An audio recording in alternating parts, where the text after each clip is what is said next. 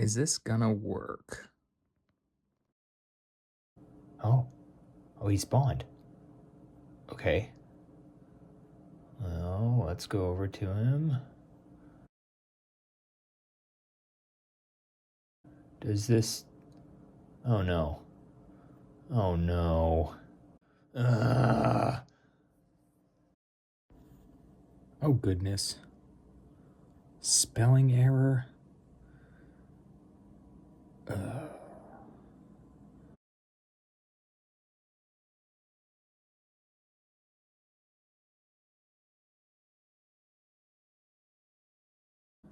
Well, that was stupid.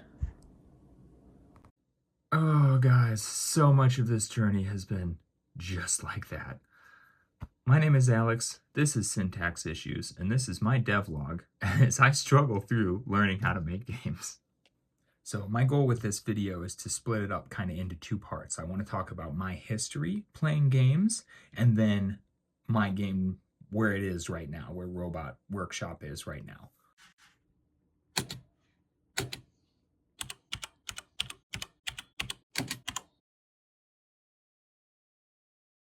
All right, here we are. We have a little robot guy who walks around and enemies that spawn in. We've got this little wave counter in the corner. When you complete wave 5, the shopkeeper spawns. He doesn't do anything yet.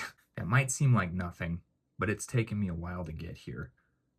But who am I? That's my point of this whole first devlog. I'm going to tell you guys who I am, but am I just some redhead who likes games and wants to make them? Well, yeah, actually, yeah, exactly that. I've loved video games my whole life. I grew up playing games like Spyro 2, and I cannot believe I have this, specifically Ripto's Rage, but yeah, this was fire. I loved it. They have a remastered version. I love it. Spyro, I grew up playing Crash Bash. Crash 3, a close friend of mine had Crash 3 growing up, and I love playing that with him. I played Toy Story 2, 1999, Toy Story 2. That was on my old parents' iMac, the one that had the color on the back. I mean, if you know what I'm talking about, you know. It couldn't save either. So I would be able to play and then it would stop working. And so what I would do is I would let it run. One time I managed to get all the way to World 5 and I let it run, but it sat for like 3 hours and the graphics broke. Like there were no textures on anything. So that's a bit of my gaming history, but how about my design history? When I was in middle school, I actually got the opportunity to go to a little game design camp. I got to make my own version of like brick breakers and basic, simple stuff like that. Guys, I was a kid. I wasn't doing any programming. This was drag and drop and put things in. That was my first taste of game design. And that was pretty cool to get to do that. However, after we were done, I got introduced to this. So what we would do after we were done with game design was play Warcraft 3. And I'd never played anything quite like that. I spent all my time chopping wood and mining ore, and then they'd kill me. I didn't care there was more to the game than that. A buddy of mine came to me and said, hey, you should check out World of Warcraft. You like Warcraft 3, you should check out World of Warcraft. And I was like, okay. World of Warcraft ended up occupying most of my high school career.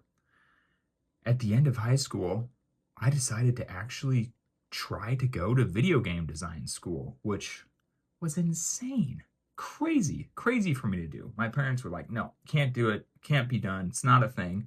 I found out in a city near me, there actually was a video game design school, and I applied and got in. I'm sure this is where you say, wait, hold on. You went to video game design school. No. You're not doing this from scratch. You're not starting this from scratch. You've been taught academically. You've been taught, you know how to do this stuff. You know your programming. Guys, I promise you, I don't. The video game school that I went to, I'm not going to give any specifics about it. the people who were in my class and managed to find this, if they do, they'll know. Um, it was more of a trial run for what a school should feel like. And their big thing was we have industry experts who are teaching you. That sounds fantastic on paper until you realize they're not teachers. So I spent a whole lot of time, University of Google, trying to figure out what I was doing. But the way it worked is there were essentially three tracks. You had programming, art, and video game design. I was no good at programming or art. No good. So the only thing that I could do was design. So I went through on the design track and all that, and I actually have an associate's in video game design. Not programming, not art, design. Is it going to help me? I don't know. We'll see.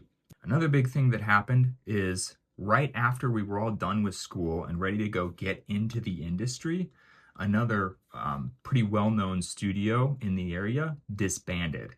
So if you're a hiring manager, who are you going to take? The kid who's fresh out of school and has no experience, or the industry veteran who has 10 years of experience and is just looking for more work? Well, obviously, you're going to go with the industry veteran. That's the smarter choice. So that's what happened, and most of my friends and I didn't get jobs. But oh well, the timing wasn't quite right. Fast forward now to May of last year. This is May 2025. I found Jack Sather's video on making a game. Oh boy. Yeah, I credit Jack. I credit all of everything that I'm doing to you, buddy. So Jack was using a program called Godot, and it's like Godot, Godot. How do you even say that? But I looked into it, and it's pretty cool. It's what I use now.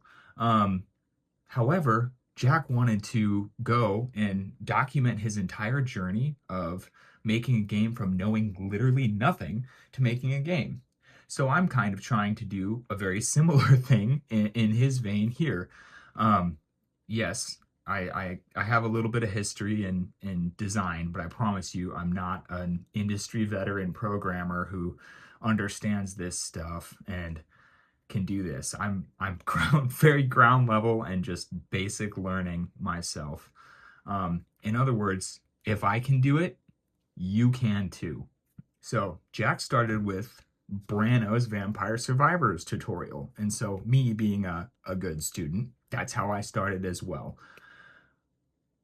Now he went and met Nick Glenn and they started Playable Workshop.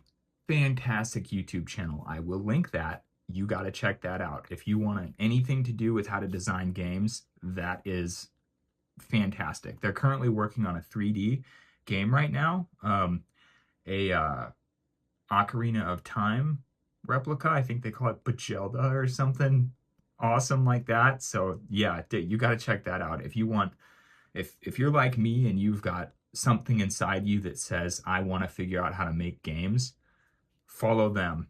And I know I am. So anyone who has seen the Brano tutorial will know that mine looks a little bit different from his.